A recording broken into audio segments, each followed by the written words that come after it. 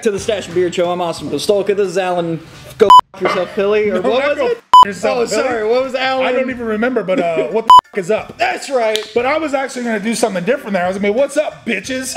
But you killed that with the go f yourself. So I don't know if that's the go f yourself to the camera or if that was at me, but redo. Whoa. Hey, welcome to the Stache and Beard Show. That was actually good with the Ace Ventura talk we were just having about yeah. Let's see that in an instant replay. Anyway, what's up, bitches? That's right. Welcome back. We've got. Holy cow! This is our new time slot for when we record this because this is so much better than Sunday after squat day when we're all super dead. Just done. We have no food. Yeah, exactly. You know? Except for me because I go to. Yeah, I know. I live off Fig Newtons. Oh, you fucking Fig Newtons. Yeah, I swear to God, I still have some at the house. Anyway. Anyway. 2 weeks ago story. Absolutely. So, on Sunday was the Super Bowl, and we are so glad that. Yeah, exactly. We'll add it. We'll dub in over the top whoever won. Yeah. But and Jody's like, what? Yeah. He's a Bucks We're fan. gonna what? It's definitely gonna be the Chiefs, though. 100%. I'm pointing at Jody. I know it looks like I'm pointing at the camera. Speaking of the Super Bowl, I don't know. I think it's 3.5 mil. The richest bet online right now, and we can look this up too, is from a Tampa mattress sales guy. From Houston. Oh, he's Houston. I thought he was from Tampa. So this $3.5 million bet, and he's set to win. If the Bucks win, set to win $2.7 million. Yes. Yeah. Yes, and so he. I didn't know he's Houston though. Yeah, so he is famous in Houston because he does these large bets, and then he plans on losing them. And so he does it as a sales way. He goes, man, you know I put in this huge bet on the Super Bowl and I lost. I'm gonna have to mark all these mattresses down 50%. Come in here, and like he's famous. Okay, I didn't know this. This is a pretty neat story. Yeah, he's super cool, dude. There's a video production company, Rooster Teeth, that I follow online, and they talk about him all the time because he has all of these local commercials that are just like historic. You know, people just love him. Huh. So that's the story. Not necessarily he plans on losing, but if he loses, even if he doesn't lose, he's like, oh, I won all this money. I'm going to save you guys some money now by dropping it to 50% double spin on it. I like that. Yeah, so love that story. There's another weird story about a Super Bowl that I heard early last week, which I need you to hear. Okay. Okay. So you were talking about this earlier in the week. Yes. So Super Bowl 13, Pittsburgh Steelers versus the Dallas Cowboys. Okay. Okay. At the Orange Bowl in Miami. Steelers win 35-31. You know, the celebration goes, they're popping champagne, all this sort of stuff. Everything's going on in the locker room. They're getting hyped. And then, of course, you know, they're sweaty. They played a football game. They go take a shower. Well, there's someone in the showers that they don't recognize. Turns out a man named Steve Sable found his way into the locker room and showered with the players after Super Bowl 13. Is this the same Steve Sable that does like the NFL films? Is that the same one, or do I have the guy wrong? Sorry, this is a story. Sorry, my apologies. Okay, Steve Sable tells this story about a man. Okay, so Steve Sable is the one that does like all the throwback games and all that stuff, NFL history games. So that's why. Okay. So he doesn't actually know the name. This is from the story of from Steve Sable. Gotcha. Okay. But he saw this little bald guy in the shower with Joe Green, Jack Lambert, and Dwight White. Just this little dude just hanging out in the showers, which I'm not saying that my goal is to shower with a Super Bowl team, but if given the opportunity to shower after a Super Bowl, would you take that? No. Come on. No, 100% no. You're telling me? No. And anybody out there, any of my people here, they know me, this wouldn't happen. Straight up dudes. No. I didn't. Not even for the story. Nope. Not to be like, man, I love showering with dudes, but instead to be like a good 30 years being like, I showered with Tom Brady. No. Do I get my trunks on? Can I keep my trunks on? You can keep your trunks on. Yeah. But are there other trunks, or is it just a bunch of That's up to them. swinging wangers. That's up to them, man. Then if there's one wanger, no. Really? No, I don't care who it is. Not worth Miami the story. Dolphins, Super Bowl, bring back Dan Marino. If you could see Dan Marino's hanging wang. No. God fucking no. If it's just dudes in swim trunks taking showers, fine. Sure. That's fine. Okay. If there's one dick, I'm out. Really? Don't give a shit. And anybody out there knows me, knows this is 100% fact. You can't pay me enough. Not doing it. Not doing it. Jody, am I really the weird one that would say, oh, come on. I didn't even shower in football in high school. We had 3-hour practices, sweat, dirt, grass, school clothes back on, bus ride home. Didn't give a shit. Really? I was a smelly kid in the back with the window down. Didn't give a f***. I wasn't showering with the crew. All right, well. But that's me. That's you. That's absolutely, yeah. That's fine. I'm just saying that, like, if given the opportunity, and there was no, like it's one thing. Let me rephrase this, okay? If I were to find myself in the locker room of the Super Bowl champions, I would not go shower with them. I would just hang out in the locker room and pop champagne and be that random dude who's in the locker room. Now I'm with you. Absolutely. Now I'm saying if that wasn't an option, it's like magically teleport you. You're in the shower. And you wind up in the shower with a bunch of naked dudes. You would choose with that? A bunch of Super Bowl champions who happen to be naked. You would choose that? For the story? No. No. All right, fine. No, because now I'm known. Like I gotta go. Like, oh yeah, I saw a bunch of dicks, but I got to see them rings. Like, and I guess that's not because they don't even get their rings then. No, they don't. No. So then I was just in the shower with a bunch of naked dudes. But it's not just a bunch of naked dudes. I'm sorry, I've taken this way too far. But like I said, everybody who knows me knows that I absolutely would not. I would pass up the opportunity. I would sit out the shower, wait for Dan Marino to be clothed to be like, hey Dan, handshake, good fucking job. That's me. Fair enough. But and the Steelers, Miami Dolphins, my favorite team of all time. Yeah. Steelers close second. But even I would pass up both opportunities. Yeah. Yeah. But that's me. Sure, absolutely. All right. I was more trying to. Now that I look back, it makes it look like I'm real weird. I'm not that weird. I just want to throw it out there. You're just comfortable with yourself to swang wangs with other wang swingers, like. Listen to show tunes. Yeah, listen to the show tunes. I'm very comfortable in being myself. I'm very comfortable as well. I'll wear weird shit. I wear pink all the time. I kind of sort of was sponsored by a company that pushed pink products on athletes. I'm comfortable with that. Taking showers with naked men? No. There's your line. No, just absolutely certain. Definitely uncomfortable. I guess I'll just do more for a story. Hey, you know what? And now you and I can be at a bar, and you can get story time going that you were this guy, and I'll be like, and I knew the motherfucker. That's right. I'll be like, hey, I knew this famous guy. This guy Austin showered with the Steelers. And isn't that a cool story to be like? That's the guy. I would rather know the guy than be the guy in this story. Gotcha. I would rather know, like, hey, I knew Austin. Austin showered with a bunch of naked men. That's fine. It's fine knowing you. Sure. Yeah. I don't want to be next to you in the shower with these naked men. Okay. All right. We've put a much nicer spin on it than I anticipated. Absolutely. Absolutely. I'm trying to save you, brother. Thank you. Yeah. Thank you. Now, man, this is not, because we kind of talked about where this segment was going to go ahead of time. Yeah. I'm no longer proud of where this segment goes because it's just Austin embarrasses himself talking about celebrities. So, in the same vein as, vein is the wrong word now. Yeah, vein and... Son of a bitch. Vein and wangs.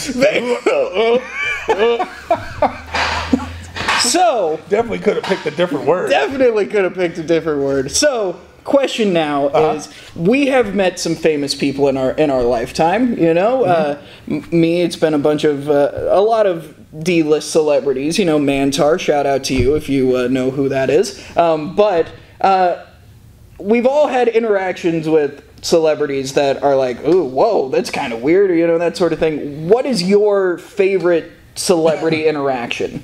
So, from the powerlifting world, I've followed Westside for forever, over 12, 13 years.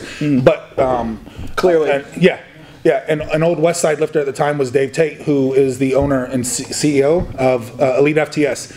And I was at a powerlifting meet one year, and we're in the main hall down off the stage watching the competition. And my friend at the time is up to my left, and all of a sudden I'm watching the stage, and Dave Tate's to my right. And I'm like, dude, I've followed you for like 10 plus years. I was like, I've read everything. You said this to him? No, because I couldn't talk to him. I was so nervous. I was there like, oh my God, Dave Tate. Like, that's how I was. Like, and I was saying the words to my friend. I was like, hey, Dave Tate's standing next to me. And I was so nervous that he would even hear me. Mm-hmm. But I followed this dude. I dissected everything the man read. I was like, yo, you lifted at Westside. This is fucking great. I was like, oh, Dave Tate. I read all his stuff, all his articles. Anyway, he's right next to me. And my friend is like, well, say something to him. I can't. It's Dave Tate. And I kept saying this, right? Well, Dave then goes to leave to walk around the stage, and he touches my elbow. And he walks by, and I'm just still stuck here. And in my head, I'm like, oh my God, he touched my elbow. I'm never washing my elbow. So my friend is still next to me, and time has passed maybe like 2 minutes. Mm-hmm. And I look over at my friend, I was like, Dave Tate just touched my elbow. And he's like, why didn't you say something? Because it's Dave, right? So this is all happening, like real time. Yeah. Fast forward like 2 years later, me and my good friend Joe Jordan would go up to Ohio to compete. And Joe's sponsored by Elite FTS, so he personally knows Dave. Yeah. So he's like, hey, let's go over to Elite FTS. I'm like, fuck yeah. So now I'm standing face to face to Dave Tate.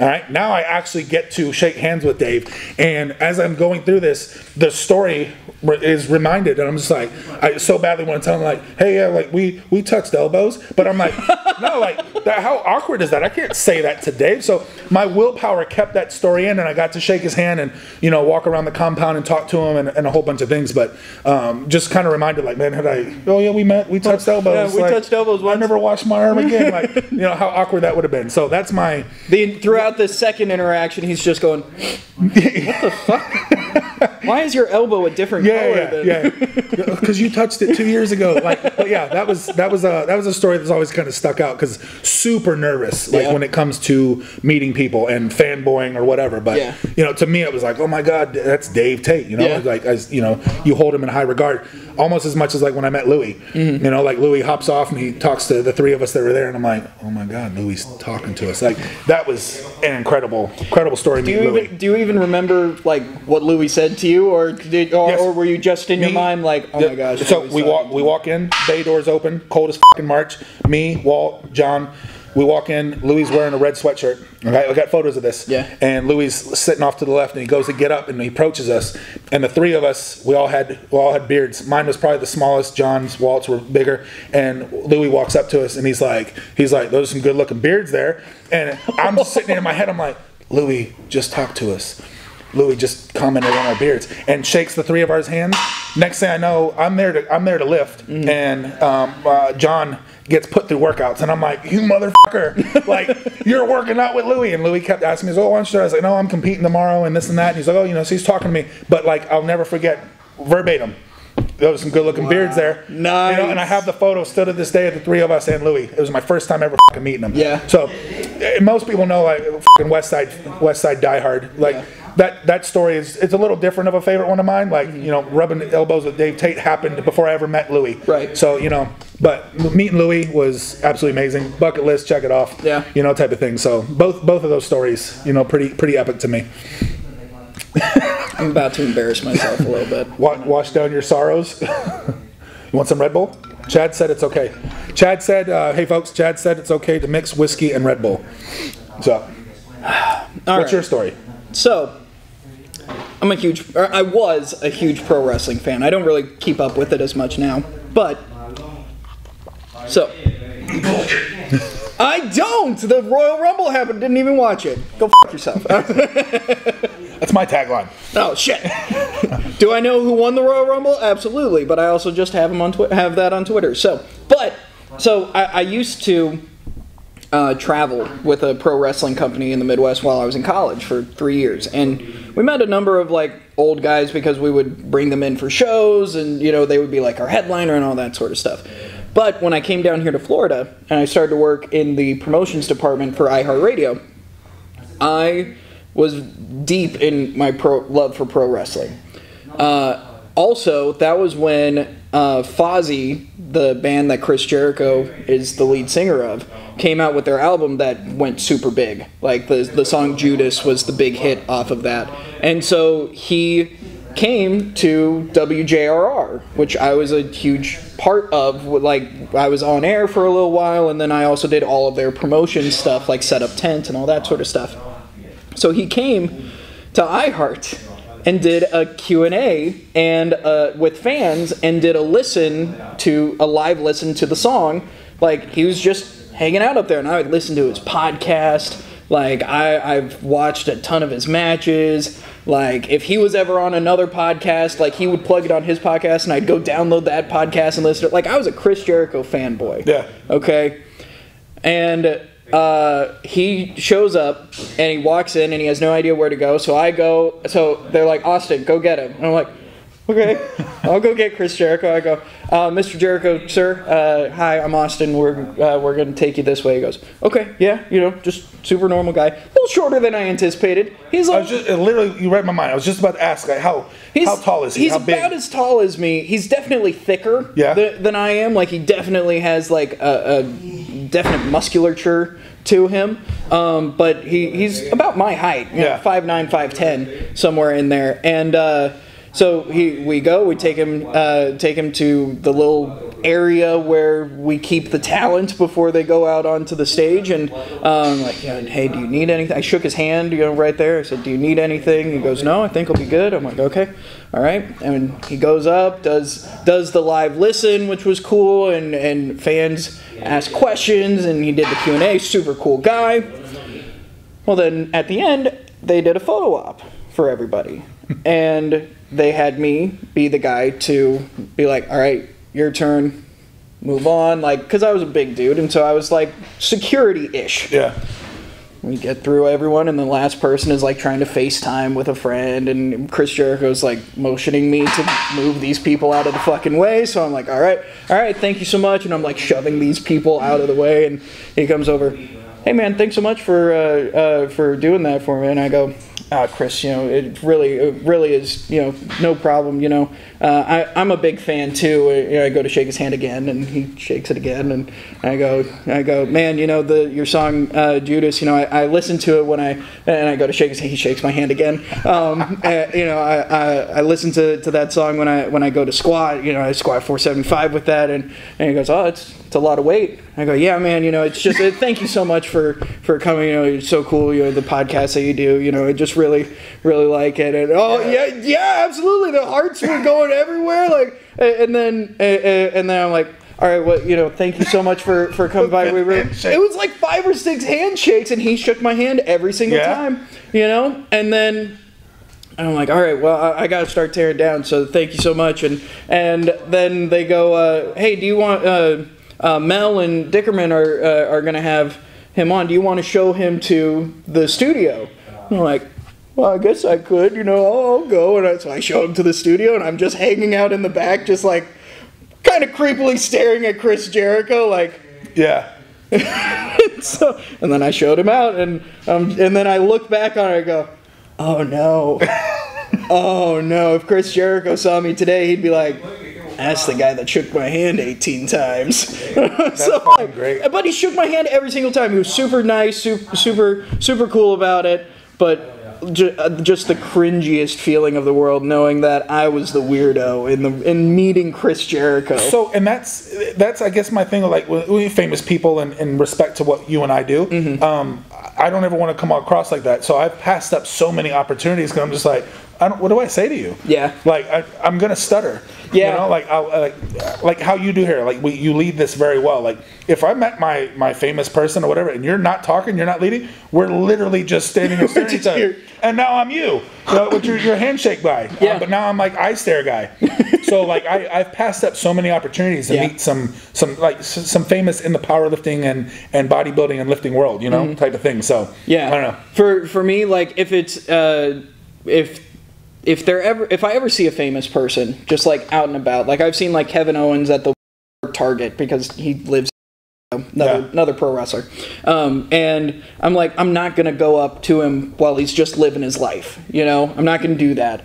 But if it's a situation where it's like okay, I can get a quick handshake in and peace out, I'll do that. When I worked at Topgolf, like I met So it keeps coming to pro wrestlers. I just know I've seemed to find myself in a lot of places with pro wrestlers. Well, it's also what you do, so you attract that energy. Right, you know, absolutely. Type of thing. So like, Braun Strowman, who was a strongman. I actually know him, but through Izzy. Yeah, Yeah, and he trains over at Ironclad every now and again. Yeah, Yeah. And he he came to Topgolf, and I went over and I just shook his hand, said, "Hey, I'm a big fan of what you do," and I walked away, and I was like, "Yes, I fucking did it," you know. So like, that's my go-to. Yeah. Is, hey, I'm a big fan, and I peace out. I'm not here to have a big conversation with you, and so because of my instance with Chris Jericho, I'm like, okay, I need to.